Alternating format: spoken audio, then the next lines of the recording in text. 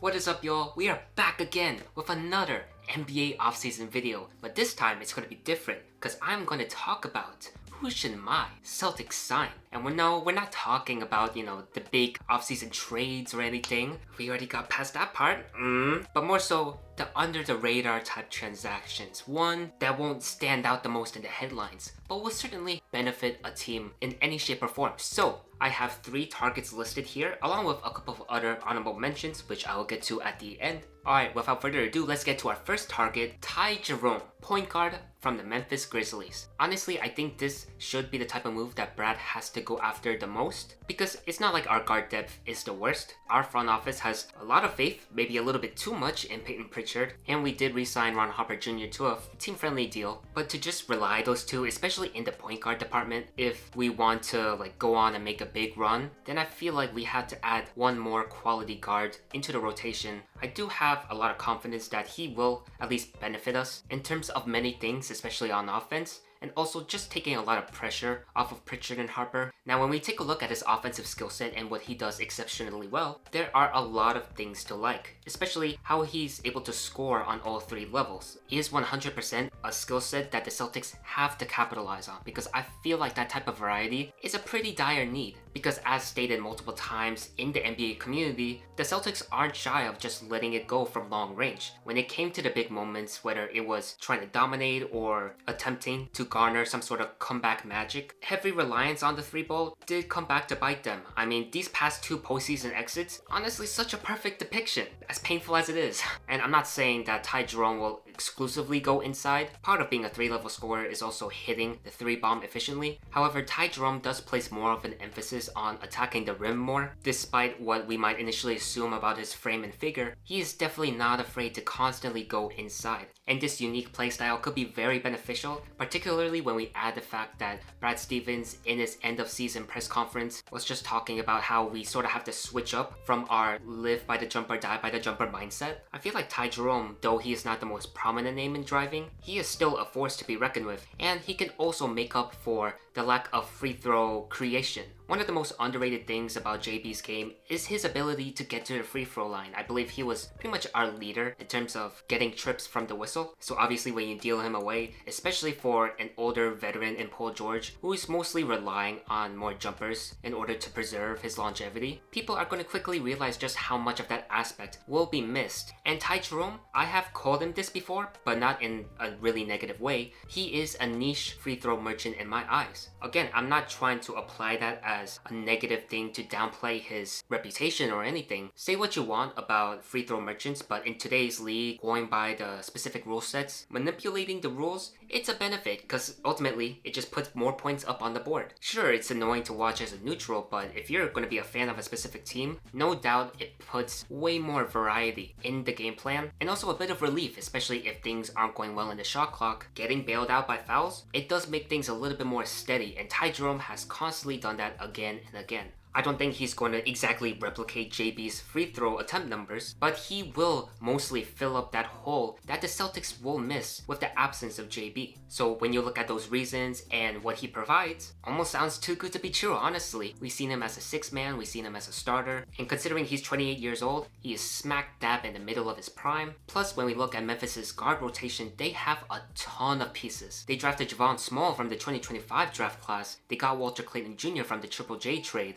Jalen Wells, while not exactly a point guard, still I believe fits that bill of being just a 2-way guard overall. Cam Spencer has also shown productive minutes for them, and Scottie Pippen Jr., who knows what his future may hold, but as of now, he's another valuable floor general that Memphis is holding on to. So when you're really looking at that collection, that's not a lot of room left for Jerome to fit in. So I feel like a new change of scenery, especially on his team-friendly contract. I mean, 3 years, $27 million is the epitome of a steal. 100%, this is my top target. The reason why I'm presenting it first. Now, how does Boston potentially get him? Well, it's not going to be easy. The Celtics might have to add on a few more pieces than they would have liked to intend. The package I have that I think might make the most sense for both parties is Memphis exchanging Jerome, and in return, they receive Sam Hauser, Amari Williams, and a top 14 or lottery protected 2028 first round pick. Sam Hauser, I mean, him being in the trade package is going to be a consistent theme in this video, but I feel like his time in Boston has kind of come to an end, so just just his contract kind of matching with Ty Jerome's, even though it's a little bit over. But I don't think just Hauser alone will be enough for Memphis, especially since they have a ton of wings already. So adding another valuable young prospect in Amari Williams, who we don't know what he's going to turn into, but in his limited minutes, I feel like he can be really solid. And yes, I understand they recently traded for Isaiah Stewart to back up Zach Edey, but with how injury prone Edey is, and sometimes Stewart can suffer injuries as well, and there's only so much Hendricks can do if you're trying to force him to be a small ball 5, I feel like Amari will still have enough room. His timeline does fit way better for Memphis rather than Ty Jerome. And also, it's not like Sam Hauser is a bad get for Memphis, and if you really want to open up more lanes for the aggressive Coward, Boozer, then having a floor spacer like Sam Hauser, I feel like that's a win on its own as well. And then, just for good measure, adding in a lottery protected first. Now, some might say this is a little bit risky, and I agree initially at first. I was a little bit hesitant, but when we look at the Celtics 2028 first round picks, they do have the Spurs and the Philadelphia 76ers. And yes, I do know that those two are inevitably going to be in the high 20s because of the current rosters constructed. However, if you're Boston and you have another superstar in Jason Tatum, you don't plan on wasting the end of his prime. Each and every year, you just want to be competitive as possible. So wherever this pick is going to go, it's going to be pretty high regardless. And when I look at Memphis's draft capital, they do have a crap ton of picks, but in 2028, I believe they only have one first, maybe some few seconds, but only just one first. So having another pick that's pretty much guaranteed to go your way would honestly sound pretty enticing. This is the best package I could come up with. Memphis can obviously decline this and look for some better offers, but I still feel like this is the one. I don't know much about NBA GMing, but I do know that Ty Jerome will help the Celtics squad a lot and that it's financially feasible.